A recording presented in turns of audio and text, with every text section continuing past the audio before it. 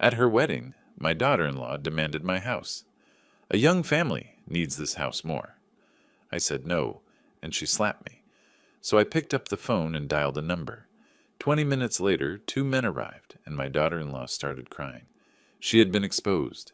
Before we continue, please subscribe to the channel, and write in the comments what time it is where you are now.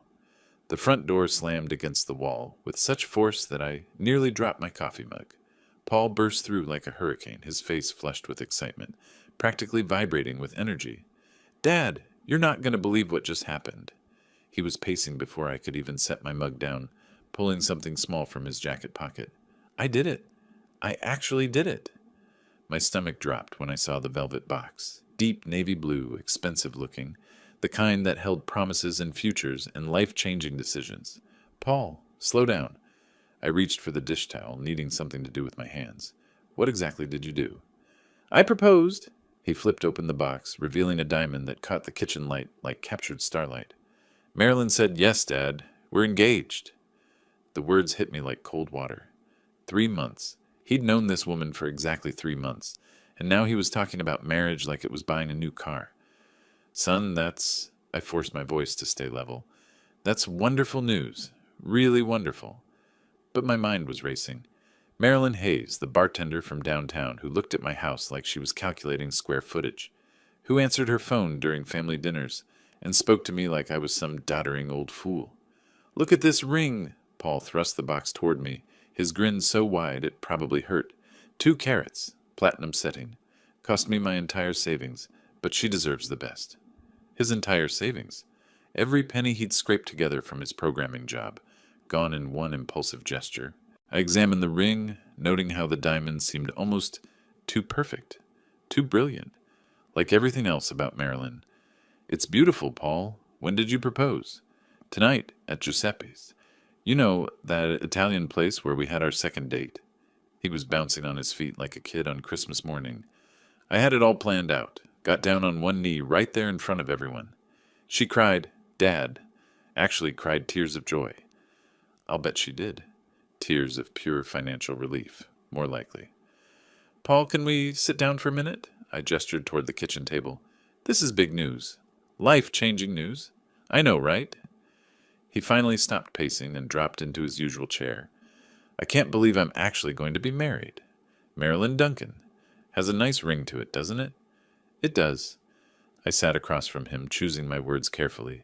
"But son, you've only known each other 3 months. Are you sure you know her well enough for such a big step?"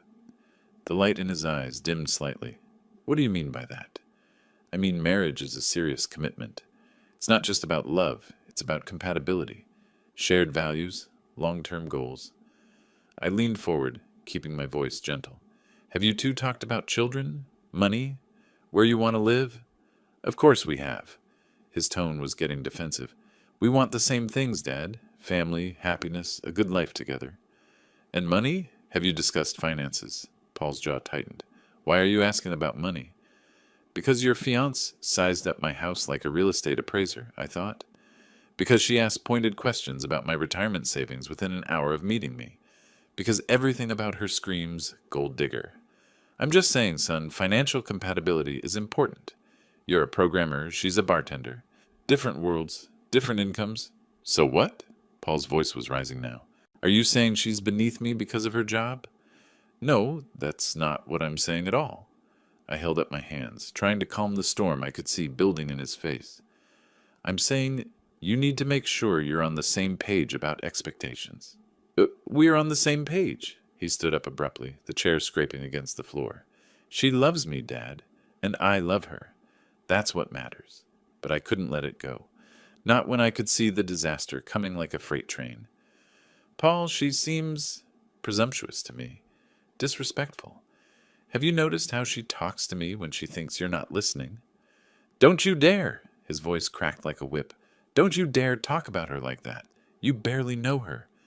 "But I see how she treats me, how she speaks to me in my own home." The words were coming faster now, fueled by months of watching this woman manipulate my son. "She looks at everything here like she's already moved in, like she's calculating what it's all worth." Paul's face went white, then red. "Stop it. Just stop it right now." Son, I've been around long enough to recognize. Enough! He slammed his palm against the table, making the salt shaker jump. I'm a grown man. Stop interfering in my life. Paul, please. I'm just trying to. No! He was backing toward the door now, his face twisted with anger and hurt. I'm done listening to your judgments. You want to know what I think? I think you're jealous that I found someone who makes me happy. That's not true, and you know it. Is it? Because ever since Mom died, you've been alone, and now you can't stand the thought of me having what you lost. The words hit me like a physical blow. Paul immediately looked stricken, like he couldn't believe what had just come out of his mouth. Paul, wait! But he was already at the door, yanking it open. I'm done with this conversation. Marilyn and I are getting married whether you approve or not. The door slammed with such force that the windows rattled. I stood there in the sudden silence, listening to his car engine roar to life in the driveway. Gravel crunched as he backed out too fast, tires squealing as he disappeared down the street. The kitchen felt impossibly quiet now, just the hum of the refrigerator and the tick of the wall clock. I looked down and realized my hands were shaking. I stood there staring at the door for several minutes after Paul's taillights disappeared. The silence pressed against my eardrums like water. Finally, I forced myself to move, gathering up our coffee mugs with mechanical precision. His mug was still warm. I held it longer than necessary, remembering how he used to drink hot chocolate from this same cup when he was 10 years old, marshmallows melting into sweet spirals on the surface. The living room felt too big as I settled into my leather armchair.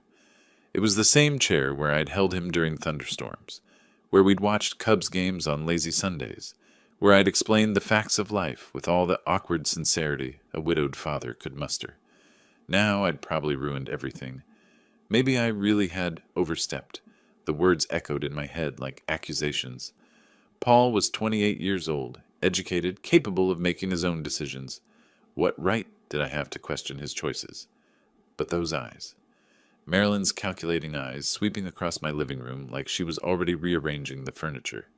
The way she'd asked about my retirement plans during their second visit, her voice honey-sweet but her interest razor-sharp. I reached for the photo album on the side table, my fingers finding the familiar worn edges. Martha smiled up at me from the first page, her arm around a teenage Paul at his high school graduation. She'd been gone 5 years now, but I still caught myself setting two places at the dinner table sometimes. What would you do, Martha? I whispered to her photograph. What would you tell me? But I already knew. Martha had been the wise one, the diplomat. She would have found a way to voice concerns without triggering an explosion. She would have invited Marilyn for coffee, drawn her out with gentle questions, made her own judgment without alienating our son. I turned the page and found my own young face staring back at me. 25 years old, standing next to my first wife, Rebecca. God, I'd been so certain then, so absolutely convinced that her smile meant love, that her interest in my engineering prospects was genuine affection. The marriage lasted 18 months, long enough for her to realize that junior engineers didn't make as much money as she'd hoped, long enough for her to find someone with better financial prospects, long enough to teach me that some people view marriage as a business transaction. I'd sworn I'd never be that naive again. But here was Paul, making the exact same mistake with the exact same type of woman. The similarities were uncanny. Rebecca had been charming, vivacious, always ready with a laugh and a compliment. She'd made me feel like the most interesting man in the world, right up until she didn't. Marilyn had that same practiced charm, the way she touched Paul's arm when she laughed, the way she gazed at him like he'd hung the moon. But I'd seen her face when she thought no one was looking. Cold calculation, measuring everything against some internal profit margin. I closed the album and rubbed my eyes. Maybe Paul was right. Maybe I was jealous, afraid of losing the only family I had left. Maybe grief had made me paranoid, suspicious of anyone who threatened to change our small, comfortable world. But I didn't think so. This wasn't about loneliness or fear of abandonment. This was about protecting my son from a woman who saw dollar signs where he saw love. The question was, how could I make him see it without pushing him further away? I made my way to the kitchen and put the kettle on for tea. The ritual was soothing, selecting the cup, measuring the leaves, waiting for the water to boil. By the time I sat down with the steaming mug, I'd made my decision. Tomorrow, I would call Paul. I would apologize for my timing, for my delivery, for making him feel attacked in what should have been a moment of celebration. I would invite them both for dinner, create an opportunity to observe Marilyn more closely without seeming confrontational. And if I was wrong about her, if she truly loved my son for who he was, rather than what he could provide, I would be the first to welcome her into our family. But if I was right, I sipped my tea and began planning exactly what I would say. Paul needed to hear humility, not judgment. He needed to feel respected, not criticized. And Marilyn needed to feel welcome enough to reveal her true nature. The grandfather clock in the hallway chimed 11 times, late enough that Paul would be home by now, probably telling Marilyn about our fight, probably painting me as the interfering old man who couldn't accept his happiness. Let him. For now, it was better that she underestimate me. I finished my tea and headed upstairs, already composing the apology I would deliver in the morning. The right words at the right time could heal the rift between us, and once Paul and I were solid again, I could focus on protecting him from the woman who was counting his money, before she'd even said, "I do." I woke at dawn without the alarm, my mind immediately focused on the task ahead. Coffee first, then the call. I needed caffeine to steady my nerves and clarity to choose the right words. Standing at the kitchen counter, I rehearsed out loud like an actor preparing for the most important performance of his life. Son, I want to apologize. Too formal. Paul, I'm sorry about last night. Too simple. I was wrong to interfere. Too much. I pulled out a notepad and wrote down key points. Respect his decision. Support his happiness. Request second chance. Keep it brief.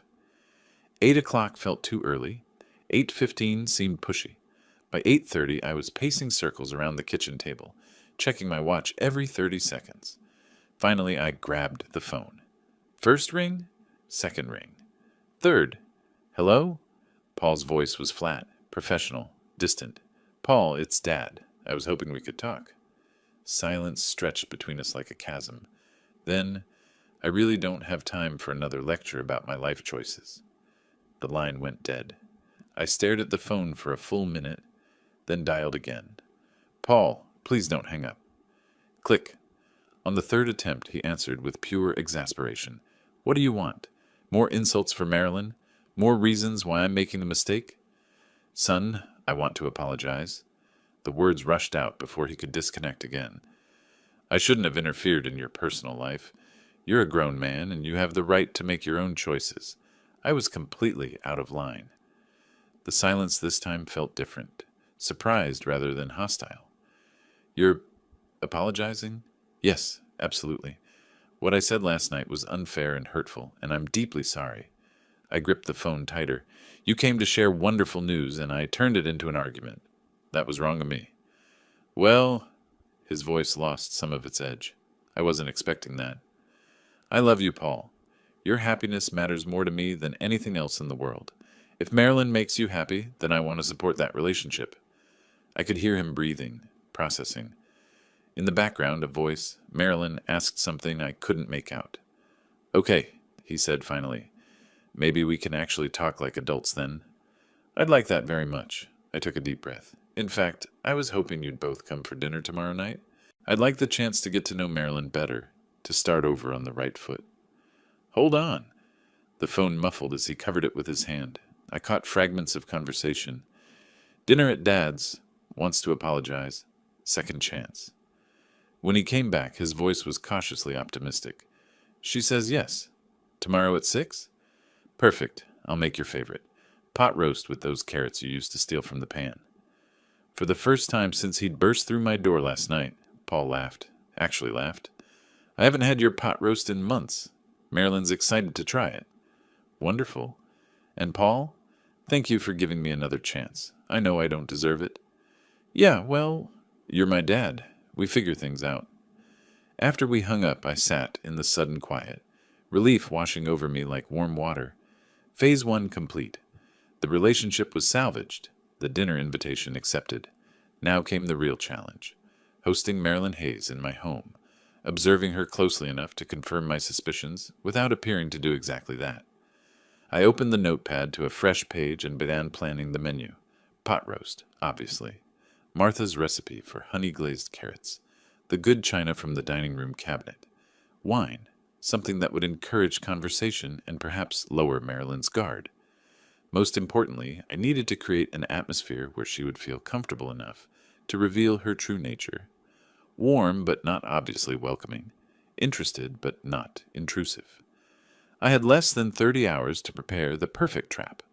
I spent the morning reviewing my handwritten grocery list, the pen marks dark against the yellow notepad, prime rib roast, fresh carrots, Yukon Gold potatoes, the ingredients for a meal that would either rebuild our family or confirm my worst fears about Marilyn.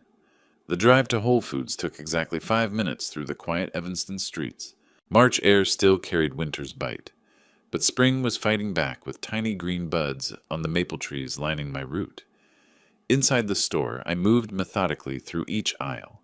The meat counter first, where I selected a 3-pound prime rib roast that would feed us generously. The butcher, a young man with calloused hands, wrapped it carefully in white paper. "Special occasion?" he asked, noting the quality of the cut. "Family dinner," I replied. "My son's bringing his fiancée." Fresh vegetables came next, carrots with their greens still attached, indicating recent harvest. Baby potatoes that would roast perfectly alongside the beef. Brussels sprouts that I'd prepare with bacon, knowing Paul had loved them since childhood. The wine section required more consideration, something welcoming but not presumptuous. A modest Cabernet from Napa Valley caught my attention, good enough to show effort, not so expensive as to seem like I was trying too hard. Back home, I surveyed my domain with fresh eyes. The house needed attention if I wanted to make the right impression, not for Marilyn's sake, but for Paul's. This was his home, too, the place where he'd grown up, and it should reflect the warmth he remembered. I started with the living room, dusting each family photograph with careful precision. Martha and Paul at his college graduation. The 3 of us on vacation in Michigan when Paul was 12. My parents' wedding portrait from 1955. Their faces serious, but hopeful. The dining room required Martha's good china, the Lenox pattern we'd received as a wedding gift 37 years ago. Each plate emerged from the cabinet wrapped in tissue paper, pristine white with delicate gold trim. I set 3 places with mathematical precision, measuring the distance between fork and knife with an engineer's attention to detail. The roast went into the oven at 3:30, seasoned with rosemary and garlic. 3 hours at low temperature would yield the medium rare perfection Paul preferred. The kitchen filled with savory aromas that transported me back to Sunday dinners when Martha was alive, when our table was always set for 3. While the meat cooked, I prepared the vegetables, carrots peeled and cut into uniform pieces, potatoes halved and tossed with olive oil and sea salt, Brussels sprouts cleaned and trimmed, ready for their final sauté, with bacon bits. The mashed potatoes would be last, whipped with butter and cream exactly the way Martha used to make them. Paul had always insisted they were better than any restaurants, a compliment that had made his mother beam with pride. By 5 o'clock, everything was progressing perfectly. The roast's internal temperature climbed steadily toward the target. The vegetables waited in their preparation bowls. The wine breathed on the counter beside 3 glasses. I changed into a fresh shirt, navy blue cotton that Martha had always said brought out my eyes. In the bathroom mirror, I practiced expressions of welcome, trying to find the balance between genuine warmth and forced enthusiasm. The house felt ready. Candles flickered on the dining room table. The living room looked inviting without being formal. The kitchen smelled like home. At 5:50, I checked the wall clock one final time. 10 minutes until they arrived. 10 minutes to prepare myself for whatever Marilyn would bring to my table tonight. Outside, a car door slammed. They were early. I opened the front door just as Paul reached for the doorbell, his finger hovering over the button. Behind him, Marilyn smoothed her dress with one hand, while clutching a small clutch purse with the other. "Perfect timing," I said, stepping aside to welcome them in. "You're right on schedule." Paul embraced me with genuine warmth. The lingering tension from our argument finally dissolved. "Dad, something smells incredible in here. Is that your famous pot roast?" "Prime rib tonight," I corrected, hanging their coats in the front closet. "I thought we'd celebrate properly." "Oh my!" Marilyn's voice carried a theatrical quality that immediately set my teeth on edge. Look at this adorable little house. So old-fashioned, but I suppose it has character. Little house. The 4-bedroom colonial that Martha and I had saved 3 years to buy was hardly little, but I managed to smile. We have even more incredible news. Paul's excitement bubbled over as we moved toward the living room. We've set the date, April 15th, just 4 weeks away. April 15th? I tried to keep the surprise from my voice. That's quite soon. When you know, Marilyn said, displaying her engagement ring prominently as she gestured. No point in waiting around, right? Congratulations, I managed.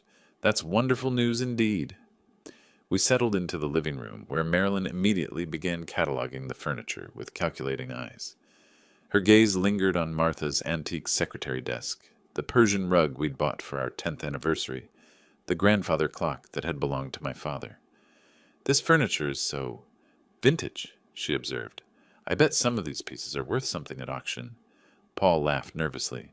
Marilyn's got an eye for antiques. She's always watching those appraisal shows. How interesting, I replied, though interesting wasn't the word I'd have chosen. Dinner service provided a welcome distraction. I carved the prime rib with ceremonial precision, the meat falling in perfect pink slices. The vegetables glistened with butter and herbs. The wine poured like liquid ruby into our glasses. This looks lovely, Paul said, settling into his chair, just like Mom used to make. Well, not exactly like Mom used to make, Marilyn corrected, cutting the small piece of beef. She probably had better knives. This is a little tough to cut.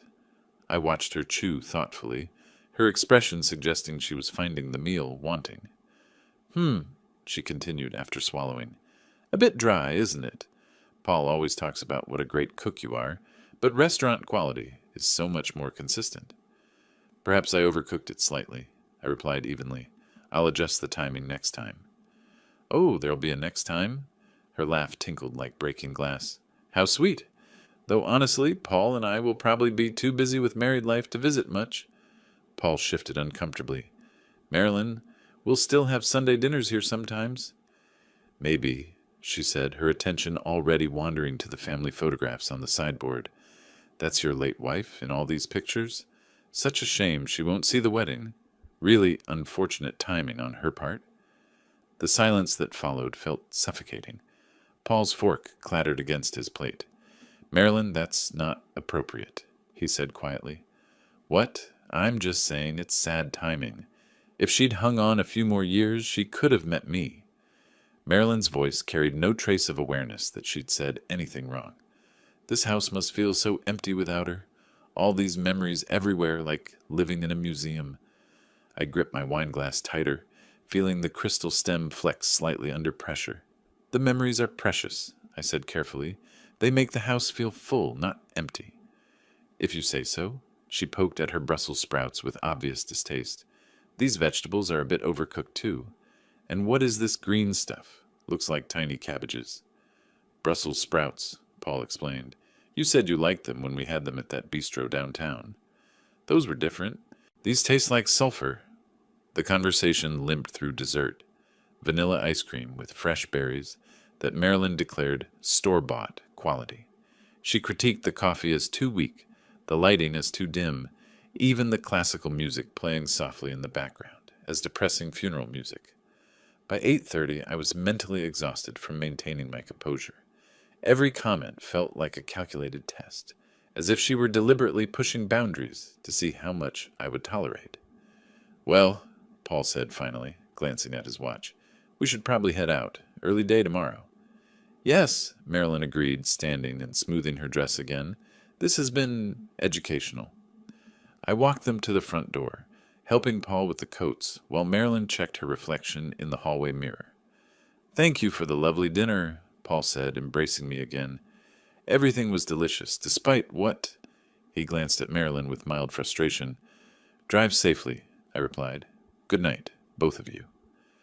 The door closed behind them with a soft click, leaving me alone with the wreckage of what should have been a pleasant family dinner. I stood in the entryway for several minutes after their car disappeared down the street, my mind replaying every calculated insult Marilyn had delivered with surgical precision. The woman had turned a simple family dinner into an endurance test. Moving back to the dining room, I began clearing the table mechanically. Paul's plate was nearly empty. He'd managed to enjoy the meal despite his fiance's constant criticisms. Marilyn's portion remained largely untouched, the prime rib cooling in congealed juices. As I reached for her chair to push it under the table, something caught my eye. A small black object wedged between the seat cushion and the armrest. Her phone. I picked it up carefully, intending to set it on the kitchen counter until I could call them. The screen was dark, but as my thumb brushed across it accidentally, it blazed to life with an incoming text message. The sender's name stopped my heart.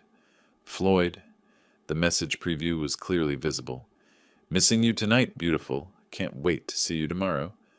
Before I could process this fully, another message appeared from the same contact. Hope your work dinner isn't too boring. Work dinner. She'd told this Floyd person that she was at a work dinner, not a family dinner with her fiance's father. The heart emoji next to his name suggested a relationship far beyond professional. My hands trembled slightly as I set the phone down on the dining room table. Everything I'd suspected about Marilyn was true, but this was worse than simple gold digging. She was actively deceiving multiple people, living parallel lives that somehow never intersected. Outside, I heard the distinctive sound of Paul's car returning up the driveway. They'd realized the phone was missing. Quickly, I moved the phone to the kitchen counter, trying to arrange my expression into something approaching normal. The front door opened before I could fully compose myself. "Dad, sorry to bother you again," Paul called out, slightly breathless. "Marilyn forgot her phone somewhere." "Oh, here it is," I replied, retrieving it from the counter. "I just found it and was about to call you." "Thank you so much," Marilyn said, hurrying toward me with obvious anxiety. "I'm always forgetting that silly thing." But her eyes were sharp, calculating, searching my face for any sign that I might have seen something I shouldn't have. I kept my expression neutral, offering the phone with a steady hand. "No problem at all," I said. "Technology, right? We're all slaves to these devices." "Right," she laughed, but the sound was forced. "Well, thanks again. Dinner was interesting." They left again, and this time I watched through the living room window until their taillights completely disappeared around the corner. Only then did I allow myself to sink into my leather armchair, the weight of discovery settling over me like a heavy blanket. Floyd with a heart emoji. A Floyd who missed her, who thought she was at a work dinner instead of meeting her future father-in-law. The casual intimacy of the messages suggested a relationship that had been going on for some time, certainly longer than her 3-month romance with Paul. How many others were there? How elaborate was the web of deception she'd constructed around my naive son? Paul needed to know, but he would never believe me based on one glimpse text message. He was too deeply in love, too committed to the fantasy of their perfect romance. I needed more evidence, concrete proof that even his romantic idealism couldn't dismiss. I sat in the growing darkness of my living room, surrounded by the detritus of our disastrous dinner, and began planning my next move. If Marilyn Hayes thought she could manipulate her way into my family and destroy my son's life, she was about to learn how wrong she was. Some battles required patience, strategy, and careful planning. As an engineer, I understood the value of thorough investigation before taking action. The war for Paul's future had officially begun. My bedroom felt like a prison cell after I climbed the stairs at 10:30. The events of the evening played on endless repeat behind my closed eyelids. Marilyn's calculated insults, Paul's blind devotion, and those damning text messages that confirmed every suspicion I'd harbored. I rolled from my back to my left side, then to my right, checking the digital clock every few minutes. 11:47 p.m. The numbers glowed accusingly in the darkness. Floyd with a heart emoji. The intimacy of that simple symbol said everything about their relationship.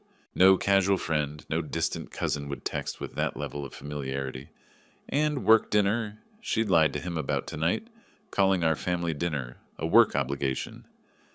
Throwing off the covers, I padded downstairs to the kitchen. Sleep was impossible when my mind raced through possibilities like a computer processing data. I made coffee despite the late hour, needing the ritual more than the caffeine. The kitchen table became my command center. I pulled out a yellow legal pad and drew a line down the middle. On the left side, known facts. On the right, suspected facts. Known. Floyd sends intimate messages. Marilyn lies about her whereabouts. She's manipulative and materialistic. Suspected. Floyd believes he's in an exclusive relationship. There may be others.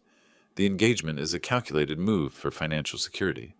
But suspicions wouldn't convince Paul. He was too deeply in love, too committed to his fantasy of their perfect romance. I needed concrete evidence. Photographs, witnesses, documented proof that even his romantic idealism couldn't dismiss. At 1:30 a.m., I began planning my investigation strategy. Murphy's Tavern on North Clark Street. I'd heard Marilyn mention it during dinner conversation weeks ago. That would be my starting point.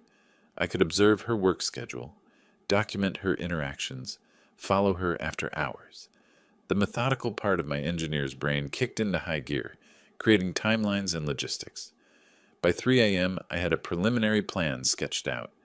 I would position myself across from the tavern during her shifts, using coffee shops and bus stops as cover. I'd invest in a small camera with a zoom lens, keep detailed written logs with timestamps. The investigation would need to be thorough but discreet. Marilyn was cunning enough to spot obvious surveillance, and I couldn't risk alerting her to my suspicions before gathering sufficient evidence. Paul's wedding was April 15th, exactly 4 weeks away. That gave me a month to build an airtight case, or accept that I'd been wrong about her.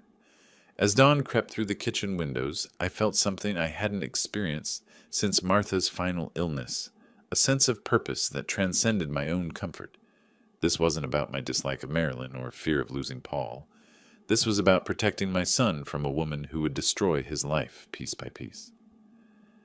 I set my alarm for 7 a.m. and finally attempted sleep, knowing that tomorrow would begin the most important investigation of my life. The first week taught me that detective work was far more tedious than television suggested. Murphy's Tavern sat on a busy corner of North Clark Street, surrounded by coffee shops and retail stores that provided perfect observation points.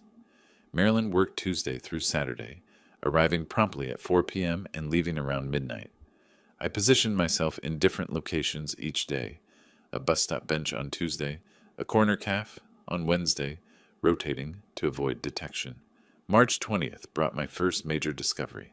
At 12:15 a.m., as Marilyn emerged from the tavern's employee entrance, a white pickup truck pulled to the curb. The driver, a man in his 30s wearing a mechanic's uniform, jumped out and embraced her with unmistakable intimacy.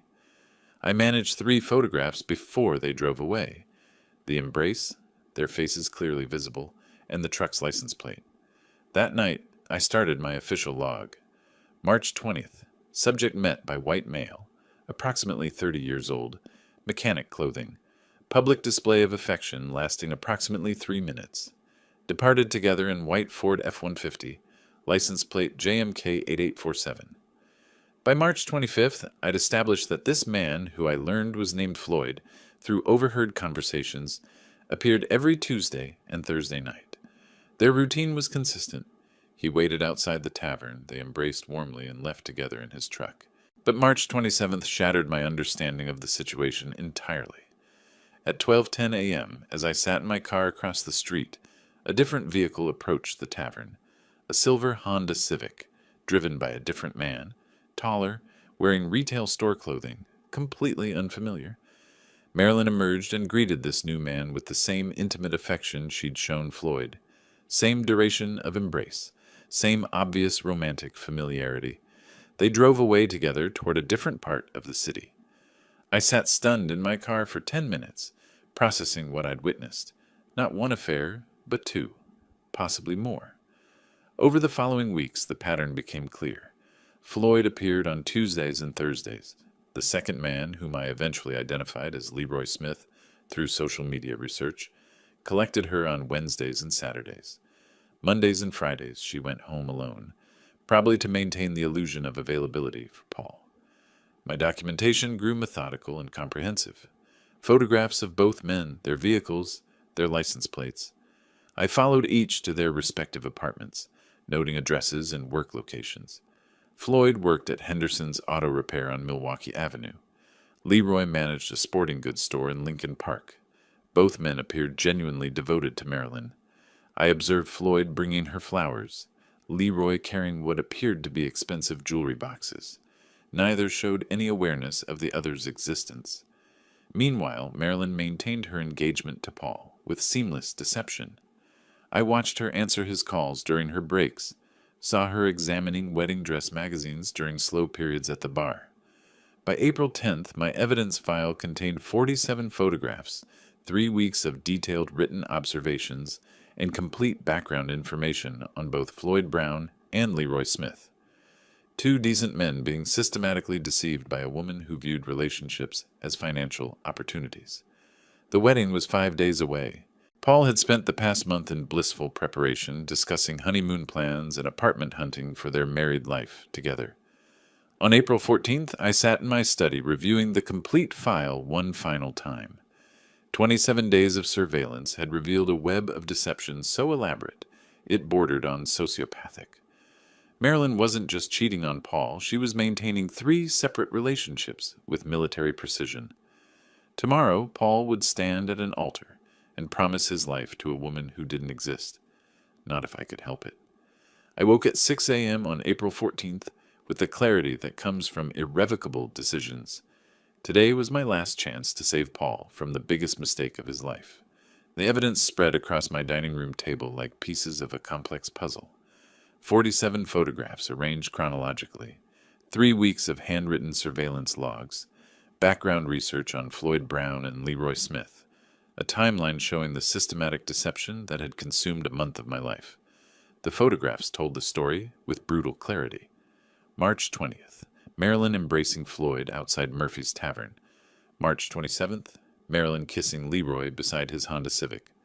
April 3rd, Floyd and Marilyn sharing dinner at an intimate Italian restaurant. April 8th, Leroy and Marilyn browsing engagement rings at a jewelry store downtown. Engagement rings. She was planning to marry at least 3 men. I created a presentation folder, organizing the evidence for maximum impact. The timeline went on top, a single sheet showing how she divided her week between 3 unsuspecting victims. Paul on Sundays and Mondays, Floyd on Tuesdays and Thursdays, Leroy on Wednesdays and Saturdays, Fridays reserved for work or family obligations. Next came the photographs with detailed captions, dates, times, locations, and context. Finally, the written observations documenting behavioral patterns that prove premeditation rather than impulsive infidelity. By 11 a.m., I had everything organized into a presentation that would demolish Paul's romantic illusions in 5 minutes. But presenting evidence was only part of my plan. I needed Floyd and Leroy to witness the truth firsthand. I spent 2 hours crafting messages designed to bring both men to the wedding venue during the reception. The approach required careful psychology, urgent enough to guarantee their presence, believable enough to avoid suspicion. To Floyd, "Floyd, this is urgent. Marilyn had an accident at Evanston Park near the wedding pavilion. She's conscious but shaken and asking specifically for you. Please come immediately. She needs you right now." To Leroy, "Leroy, emergency involving Marilyn at Evanston Park by the wedding area. She fell and hurt her ankle. She keeps asking for you by name. Please hurry. She's really upset and needs your support." Both messages exploited their genuine care for Marilyn, while positioning them to arrive at the wedding reception simultaneously. The truth would reveal itself without requiring explanation from me. The timing had to be perfect. The ceremony was scheduled for 2 p.m., reception starting around 4 p.m. I would wait until 5 p.m. when guests were settled and celebratory, then send both messages simultaneously. 20 minutes later, Floyd and Leroy would arrive expecting to comfort an injured Marilyn, only to discover her celebrating marriage to another man. That evening, I sat in my study with the evidence folder beside me and my phone displaying both prepared messages. Tomorrow, at this time, Paul's marriage would be over before it truly began. The weight of what I was about to do settled heavily on my shoulders. In 12 hours, I would destroy my son's happiness to save his future. He would hate me, possibly permanently, but better his anger now than his devastation after years of marriage to a sociopath. I reviewed my plan one final time, checking for flaws or oversights. The evidence was irrefutable. The confrontation strategy was sound. The timing would maximize impact while minimizing Marilyn's ability to manipulate the situation. At 10 p.m., I locked the evidence folder in my desk drawer and went upstairs to bed. Tomorrow would be the most difficult day of my life, but also the most necessary. Paul deserved better than Marilyn Hayes. By this time tomorrow, he would know exactly what kind of woman he'd almost married. And if my careful plan worked correctly, Floyd Brown and Leroy Smith would finally learn the truth about the woman they both thought they loved exclusively. Sleep came easier than expected. My conscience was clear, my purpose resolved. The wedding ceremony had concluded flawlessly under the spring afternoon sun. Paul and Marilyn stood surrounded by congratulations, her white dress brilliant against the green backdrop of Evanston Park. I sat in the father of grooms section, the evidence folder pressed against my ribs inside my suit jacket. 50 guests moved from the ceremony area to the reception pavilion, their laughter echoing through the trees. Marilyn accepted praise with growing confidence, her hand possessively gripping Paul's arm as if claiming territory. "Such a beautiful bride," commented Paul's Aunt Eleanor. "You must be so happy to welcome her into the family."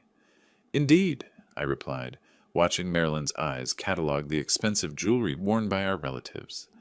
As the reception settled into its rhythm, Marilyn's behavior shifted noticeably.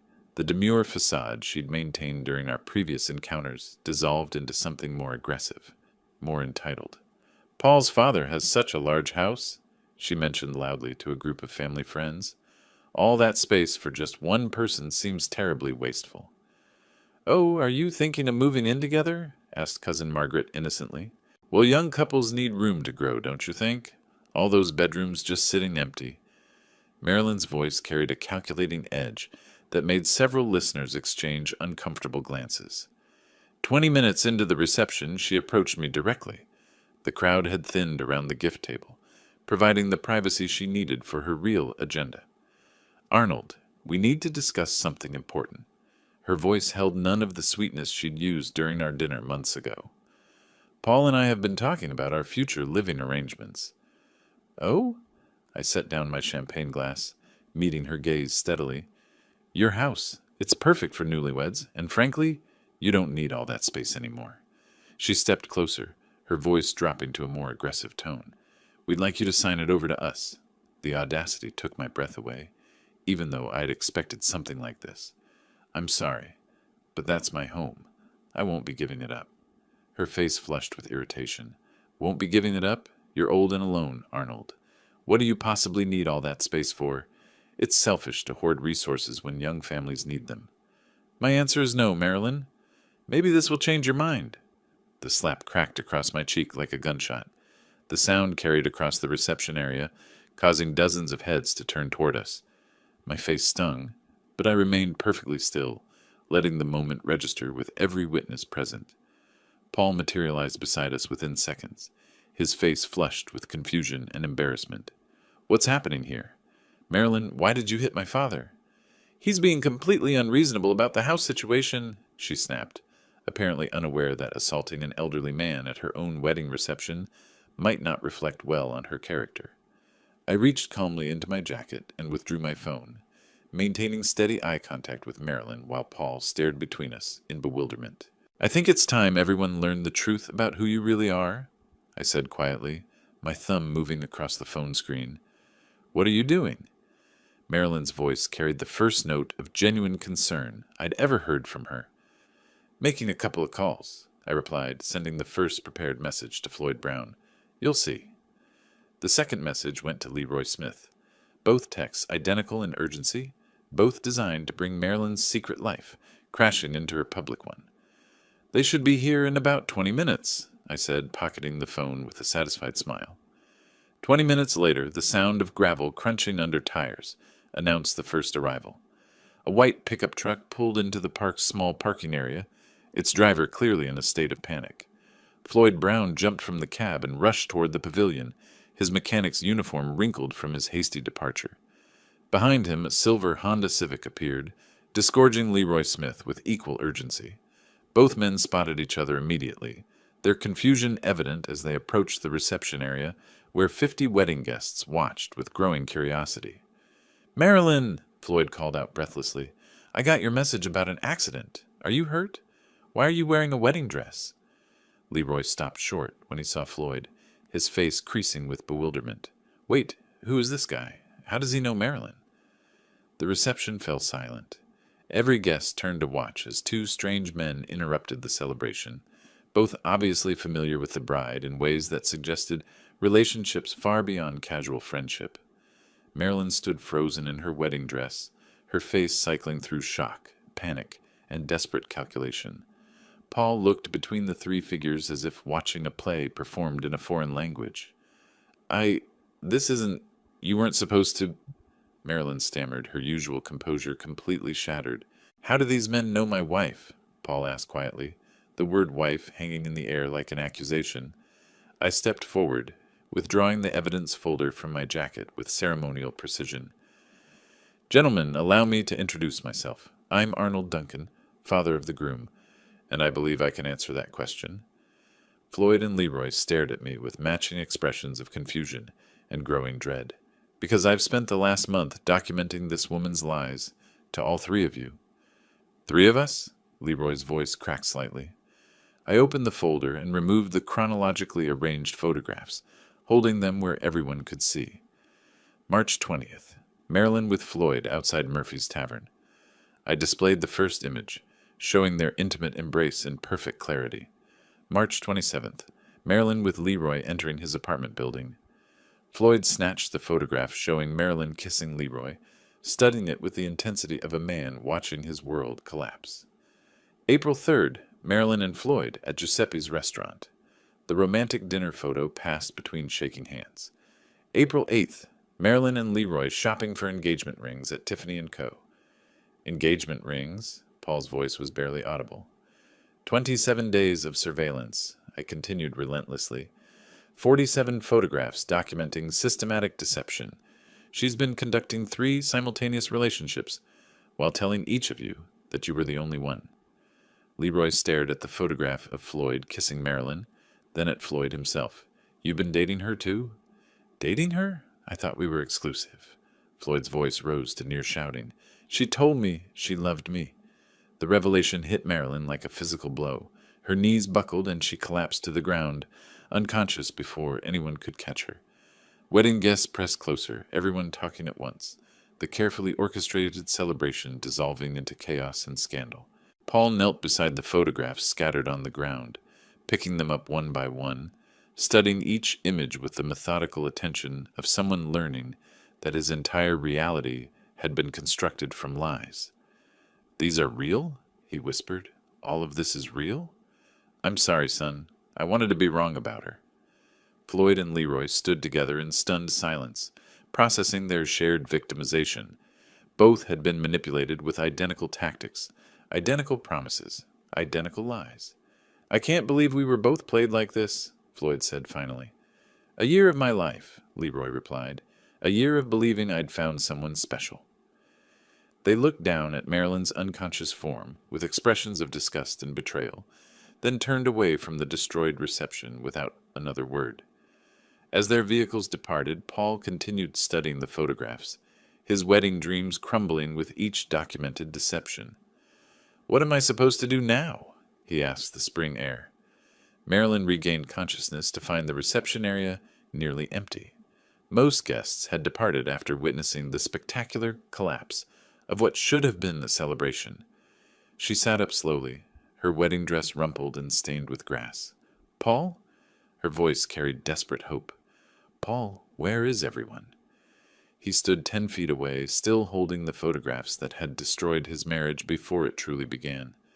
Floyd and Leroy were gone, their tire tracks in the gravel the only evidence they'd ever existed in her carefully compartmentalized world. They left, Paul said simply. Everyone left.